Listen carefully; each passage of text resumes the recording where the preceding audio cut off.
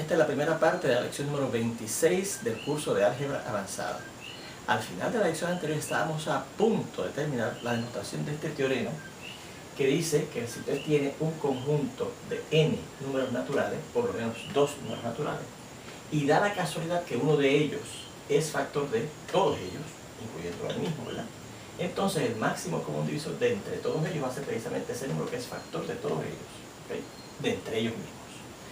Y estábamos haciendo una demostración por inducción y estamos ya al final, como les indiqué, del segundo paso. Y habíamos llegado a este punto en donde decía que el máximo común divisor entre todos los números, el a sub i y el a sub k más 1 iba a ser el a sub i, por la razón que ya habíamos explicado. Y entonces nos faltaba decir lo siguiente, que por la ley transitiva de las igualdades, mire, como yo empecé partiendo de buscar el máximo común divisor de k más 1, números naturales, ¿verdad? Y dijimos que por un teorema previo, eso lo mismo que buscar primero el máximo común divisor entre los primeros k de esos k más 1 números naturales con ese último k más 1 número natural, ¿verdad? Y entonces, como esto, por la hipótesis de inducción, si hay un a sub i ahí que los divide a todos, ¿verdad? Pues entonces el máximo común divisor de esos k números naturales es precisamente ese a sub i, que los divide a todos ellos, a esos k números naturales. Y entonces aquí estamos buscando el máximo común divisor entre a sub i y a sub k más 1. Pero ¿qué pasa? Que el a sub i claramente es factor del mismo y es factor de este, porque lo hemos indicado aquí, ¿verdad?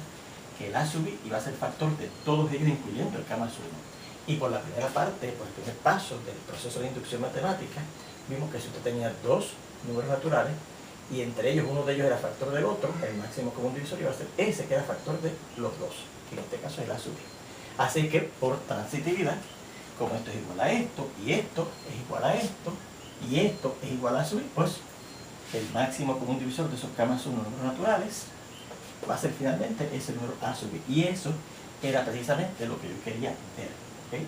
En este segundo paso de la demostración de ese teorema por inducción matemática. Bueno, pues ya demostramos este primer teorema, este segundo. El tercero le indicamos que le damos de práctica para que usted lo hiciera como uno de los problemas de práctica, ¿verdad? Correspondiente a este tópico dentro de los elementos de la teoría de números. Vamos a ver unos ejemplos de aplicación de eso, aunque ya esos ejemplos los habíamos visto en el álgebra elemental, porque esos teoremas los habíamos considerado. En el álgebra elemental lo que estamos haciendo ahora es demostrando que esos teoremas son ciertos, ¿verdad? Veamos estos ejemplos, miren. Primer ejemplo dice, como ocurre que estas parejas de dígitos, de hecho podemos verificar, usted lo puede hacer, que este número, el 7 y el 8,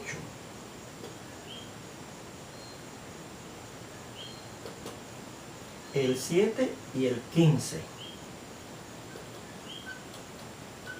y el 8 y el 15, esas tres parejas de números naturales son relativamente primos entre ellos. Entonces, ¿qué usted puede decir por la parte I, por el primero de esos tres teoremas? Mire, si usted tiene que dentro de un conjunto de n números naturales, cualquier pareja de ellos es relativamente primo, entonces el mínimo común múltiplo de todos ellos es el producto de todos ellos, ¿verdad? Entonces por ahí, si yo busco el mínimo común múltiplo entre 7, el 8 y el 15, que es el otro que estoy considerando aquí, eso va a ser la multiplicación de esos tres, 7 por 8 y por 15.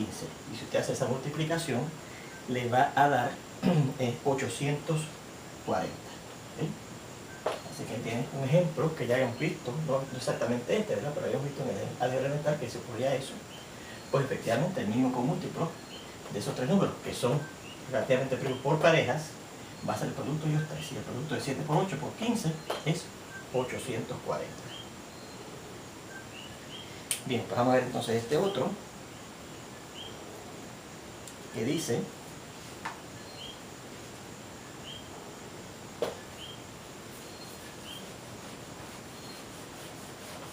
vea lo siguiente.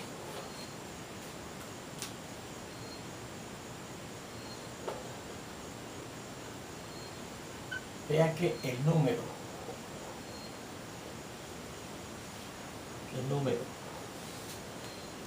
12 divide al 24, divide al 12, divide al 72 y dividan 48. 2 es factor de todos esos números, incluyéndolo a él. Pues, según la segunda parte, si usted tiene un número que divide a otros, un número natural que divide a otros números naturales, incluyéndolo, claro, a él mismo, entonces el máximo común divisor de entre todos ellos va a ser ese número que los divide a todos. Entonces,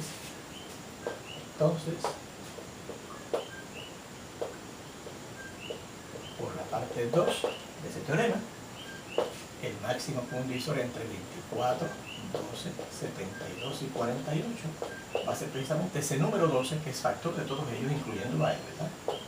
El 12. ¿Okay? Fíjense en este otro. Vea que estos números, el 2, el 6, el 5, el 4 y el 60, todos ellos son factores del 60 precisamente. ¿Okay?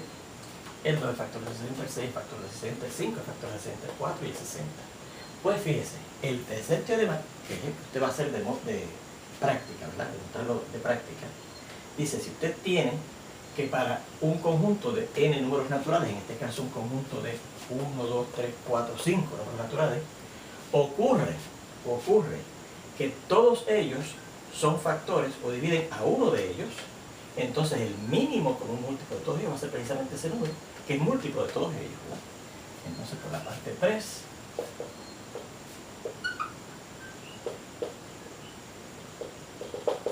si yo busco el mínimo común múltiplo entre el 2, el 6, el 5, el 4 y el 60, va a ser precisamente ese número que es múltiplo de todos ellos, ¿verdad? O de cual todos ellos los dividen, o son factores de él, ¿verdad? Pues ahí tiene la aplicación de esos 3 teoremas. Por ejemplo, que de hecho habíamos visto más ejemplos de eso en el álgebra elemental que lo que hemos visto ahora, pero quería darle un repaso de esos ejemplos, ya que aquí demostramos los teoremas finalmente. Bueno, pues de hecho, les indiqué que ese iba a ser el último teorema que vamos a discutir, ¿verdad? Aquí en las lecciones. Sin embargo, en los apuntes aparece una sección adicional en donde se muestra un teorema que usted también conoce, lo conoció en el álgebra elemental y lo aplicó en el álgebra elemental, ¿ok? Y de hecho fue un teorema que nos ayudó a descubrir el conjunto de los números irracionales, ¿ok? Y dice así.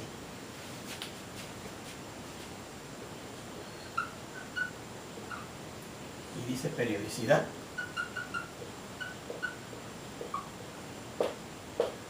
de una fracción común. Y lo que dice es lo siguiente: todo número racional expresado en la forma en la que se representan los números racionales, que recuerden que son por medio de fracciones comunes, ¿verdad? Tiene una fracción decimal periódica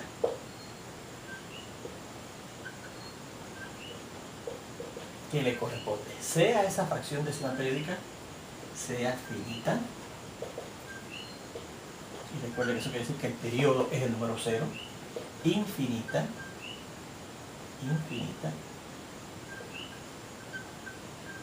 que quiere decir que el periodo no es el número 0, está compuesto por números que no son 0, o sea, que no es exclusivamente el 0, porque en un periodo puede estar el número 0 envuelto, ¿verdad? Pero que no es exclusivamente el 0 como periodo.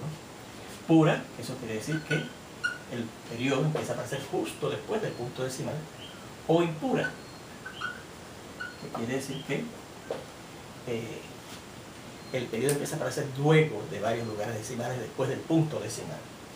Y una fracción decimal periódica que le corresponde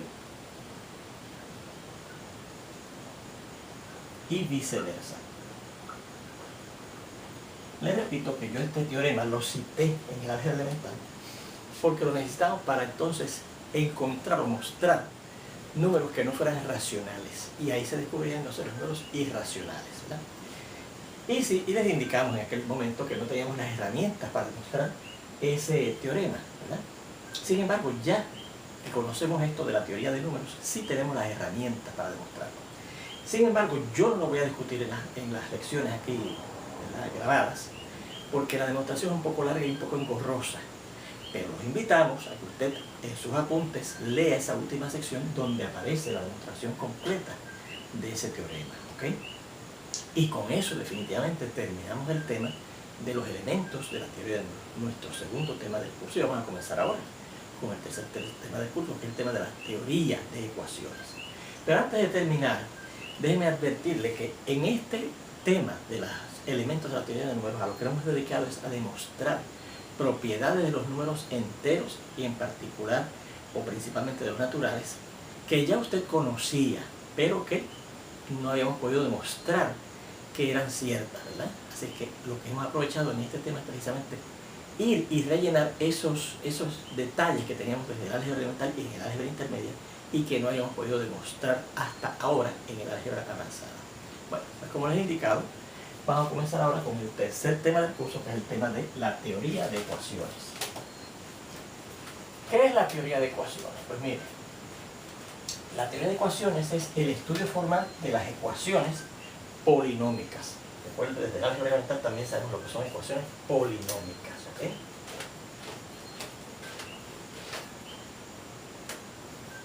Vamos a indicarlo aquí, ¿verdad? Teoría de ecuaciones. Se refiere al estudio formal de ecuaciones polinómicas. Recuerden que nosotros hemos estudiado varios tipos de ecuaciones hasta ahora, ¿verdad? Ecuaciones fraccionarias, ecuaciones irracionales, ¿verdad?, que no son polinómicas, pero también hemos estudiado ecuaciones polinómicas. En particular, en álgebra elemental estudiamos la ecuación lineal, en el álgebra intermedia estudiamos ecuaciones cuadráticas y ecuaciones de tipo cuadrático, ¿verdad? Lineales. Y recuerde que eso quiere decir que usted podía colocar, teniendo 0 en uno de los lados de la ecuación, en el otro lado teníamos un polinomio de primer grado. Esa es una ecuación de primer grado o lineal. Cuadráticas. ¿Qué quiere decir? Que haciendo el mismo proceso, ¿verdad?, teniendo 0 en un lado, en el otro lado de la ecuación tiene un polinomio de segundo grado, y eso es una ecuación cuadrática. Cúbica, ¿qué querrá decir? Pues que es una ecuación polinómica del tercer grado. La incógnita ya está elevada hasta la potencia 3. Cuártica, etcétera, ¿verdad? Claro, fíjense que la cúbica y la cuártica no la hemos estudiado. Ahora en este curso sí la vamos a estudiar un poco más en detalle. Y así se sigue, la quíntica de grado 5, las de grado 6, la de grado 7, la de grado 8, etc. Bien, ¿nos interesará qué? Pues buscar sus soluciones, ¿verdad? Nos interesará buscar sus soluciones. En el álgebra elemental, donde estudiamos la ecuación lineal, vimos cómo buscar las soluciones de ecuaciones lineales, ¿verdad? En el álgebra intermedia vimos cómo buscar soluciones de ecuaciones cuadráticas, ¿verdad? Y de tipo cuadrático también. En cuanto a las polinómicas, claro, porque recuerden que también vimos ecuaciones fraccionarias, ecuaciones irracionales que no son polinómicas, que también buscamos las soluciones. Pero lo que nos interesa, repito, en el tema de ecuaciones teoría de ecuaciones, perdón, es lo que se refiere a ecuaciones polinómicas. Repito, ecuaciones que teniendo usted 0 en uno de los lados, en el otro usted tiene un polinomio, ¿ok? ¿Dónde vamos a pasar ya mucho lo que es eso del polinomio, ¿verdad? Buscar sus soluciones, que pueden ser exactas o aproximadas.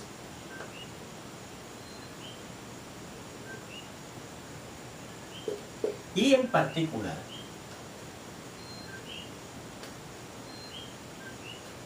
si podemos determinar esas soluciones haciendo uso de fórmulas. Recuerde que en álgebra elemental, cuando estudiamos la ecuación lineal, vimos una fórmula lineal, una fórmula que nos daba la manera de buscar inmediatamente la solución de la ecuación, ¿verdad? Sustituyendo una fórmula. En la álgebra intermedia, cuando teníamos la ecuación cuadrática, vimos que había una fórmula cuadrática que nos ayudaba a buscar las soluciones de una ecuación cuadrática sustituyendo en esa fórmula unos valores en particular, ¿verdad? Pues entonces, otra cosa que nos va a interesar es decir, para la ecuación cúbica, para la ecuación cuántica, etc., hay fórmulas para buscar las soluciones, ¿verdad? Usted sencillamente sustituye esa solución en esa fórmula y obtiene las soluciones. Bien. Así que fundamentalmente eso es a lo que se refiere la teoría de ecuaciones. ¿Okay? Bueno, vamos a comenzar repasando qué era un polinomio. Recuerden que un polinomio es una expresión algebraica que es fundamentalmente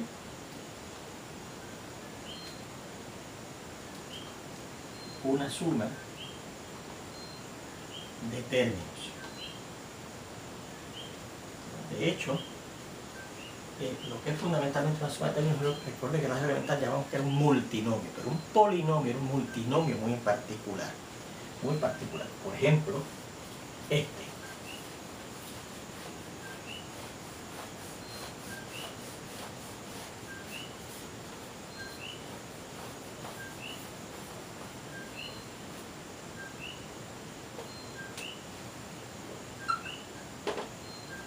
Polinomio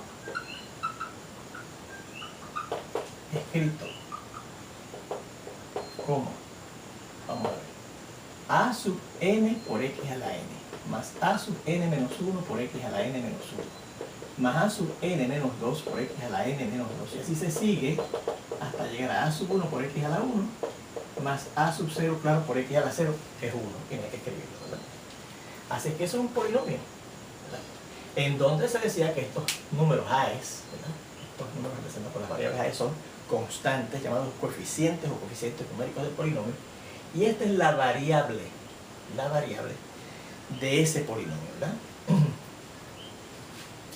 Entonces, fíjense una cosa. Los exponentes, esa n, en la definición de un polinomio tiene que ser números naturales, ¿okay? O cardinales, puede ser 0, ¿verdad? O sea que tiene que ser un número natural, no ser elevado a la 1 menos que este número natural, elevado a la 2 menos que este natural, etc., hasta llegar a x elevado a la 1, perdón, x elevado a la 1, más un término que no tenga x, o sea que la x está ahí elevada a la 0, ¿verdad? Así que fíjense que los exponentes son números enteros positivos, porque son naturales, o 0, en el caso de que sea una constante, ¿verdad? Porque entonces la variable es x a la 0. Muy bien, así que es un polinomio, ¿verdad? Y eso se llama un polinomio escrito de esa manera, en donde colocamos, fíjense, los términos en orden descendiente de las potencias de la variable, en donde se colocan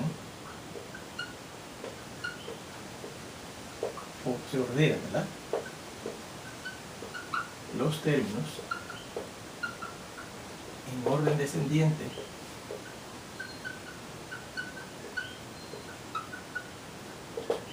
de las potencias, vamos a indicar naturales. Esas potencias tienen que ser todas naturales, o sea, si usted tiene una variable en uno de esos términos elevada a una potencia negativa, a menos 8, por ejemplo, o elevado a una potencia fraccional elevada a 5 medios, por ejemplo, entonces ya eso no sería un polinomio, es una expresión algebraica que se llama un multinomio, pero no un polinomio, ¿verdad? Que se ordenan los términos en orden de decir de las potencias naturales de la variable x de este polinomio se dice que está escrito en forma estándar o canónica.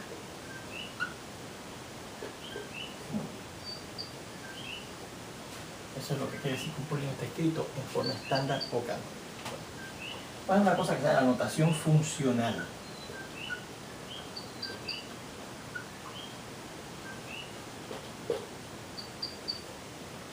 Si establecemos la ecuación, mire la ecuación que voy a establecer. Una f, que puede ser otra letra, una g, una p, lo que sea, ¿verdad? Paréntesis, una variable x, puede ser y, puede ser a, puede ser b, etcétera, ¿verdad? Que se lee f de x, y eso lo voy a indicar ya mismito, no lo copio, ¿verdad? F de x, fíjense que da la impresión que dice f multiplicado por x, no, pero en esta notación se va a leer f de x, ¿ok? Igual a un polinomio a sub n a la n menos 1 por x a la n, más a sub n menos 1 por x a la n menos 1, más a sub n menos 2 por x a la n menos 2, y así se sigue hasta llegar a sub 1 por x y más a sub 0, se dice que nos expresa el polinomio llamado f en la variable x, ¿ok? En forma o en notación funcional. En notación funcional.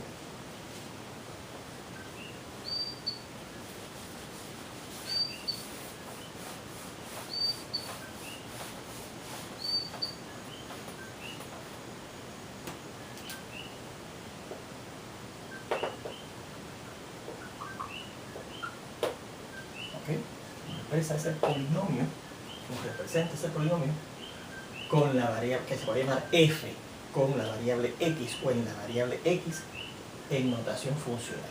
Como comentario, el nombre de notación funcional se aclarará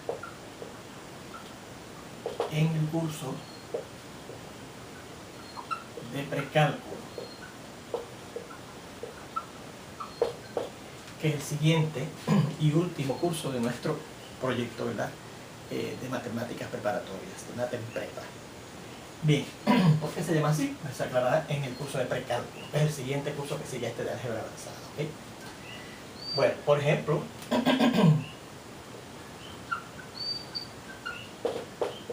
y después tener f de x igual a 3 menos 2x, ¿verdad? Eso quiere decir el polinomio llamado f con variable x es este que está aquí, 3 menos 2x, que dicho sea de paso que dice que no está escrito en forma estándar. Usted lo puede dejar así, pero si quiere lo puede escribir en forma estándar, y en forma estándar tendría que ver primero este término que tiene la x a la 1 menos 2x, y después este término que tiene la x a la 0, no aparece la x en ese término, ¿verdad? Así que lo puede dejar así, ¿verdad? Pero para entender mejor por qué lo escribimos así en forma estándar, pues lo puedes reescribir en forma estándar. Fíjense en esto, dice g de y, dicho sea de paso, eso lo vamos a aclarar después, pero fíjense que estoy leyendo f de x, g de y, ¿verdad? Pues este polinomio, digamos 3y al cuadrado menos 5y más 1, ¿ves? Así que este es un polinomio que se le llama g y tiene o contiene la variable y, ¿verdad? Es 3y cuadrado menos 5y más 1. Fíjense que este polinomio sería lineal, este polinomio sería cuadrático, ¿ves? Este otro, h de z, pues digamos menos 3z más 5z al cubo más 1. ¿Okay? Que dicho sea de paso, fíjense que está escrito en forma estándar o canónica, porque fíjense que los términos van descendiendo en orden de la potencia de la variable del polinomio que es un polinomio que se llama h y que tiene o que contiene o es en la variable z, es un polinomio de grado 3, ¿verdad? Que no está escrito en forma estándar. Si usted quiere lo puede escribir en forma estándar y lo tendríamos que escribir así: 5z al cubo menos 3z más 1, ¿verdad? Colocando primero el término con potencia más alta de la variable de ese polinomio, luego el término que sigue en orden descendiente de potencias de la variable según aparezcan, más el término que la contiene, ¿ves? Fíjense que es un polinomio de tercer grado, ¿verdad? Con la variable z. Bueno, pues comentario: la notación f paréntesis x se lee no se lee f multiplicado por x, es lo que usted haría, ¿verdad?, en la álgebra elemental, sino f de x. F de x. Y repito, se refiere a un polinomio llamado f que contiene la variable x. Muy bien. Bueno, vamos a ver otro tipo de problemas que podemos hacer con esto, ¿verdad? Un polinomio, como esos tres, f de x, g de y, h de z, se puede evaluar en cierto número real. ¿Okay?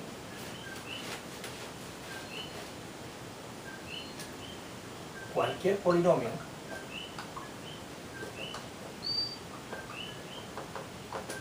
se puede evaluar en cualquier número real que vamos a llamar x sub 0. ¿Okay? Para indicar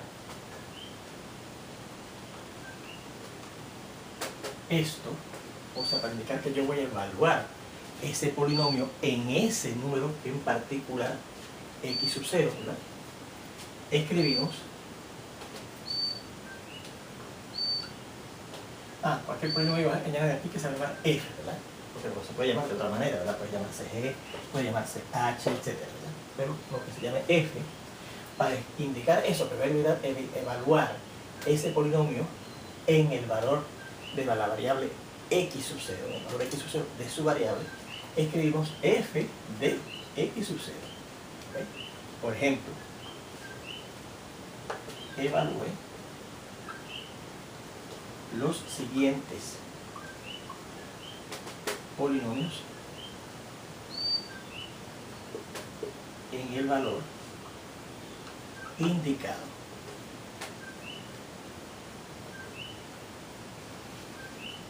El primer ejemplo nos dice esto.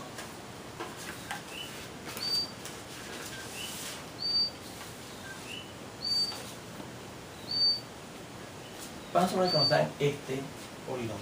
El polinomio llamado f con variable x. Dice que es 2x más x cuadrado menos x al cubo más 1. Fíjense que no está escrito de forma estándar o canónica porque no aparecen las potencias de su variable, que es la x, en orden descendiente de esas potencias, ¿verdad? Bien. Entonces, ¿cómo evaluamos eso?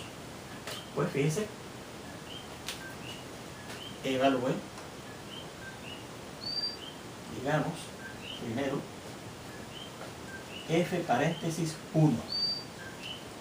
f de 1, o sea que yo quiero buscar el valor de ese polinomio que se llama f con variable x cuando la x valga 1. Pues entonces vamos a la notación funcional con la expresión y donde quiera que aparezca x, ¿qué va a aparecer ahora? En vez de x, 1. O sea, sería 2 por 1 más 1 al cuadrado menos 1 al cubo más 1, ¿verdad? Y esto sería 2 por 1 que es 2 más 1 al cuadrado que es 1 menos 1 al cubo que es 1 más 1. Y esto sería pues 2 más 1, 3, 3 menos 1, 2, 2 más 1, 3. Así que f de 1, ese polinomio llamado f, evaluado cuando la x vale 1, da 3. Pues seguimos con esto en la segunda parte de esta lección y espero verlo ya prontito. Nos vemos entonces.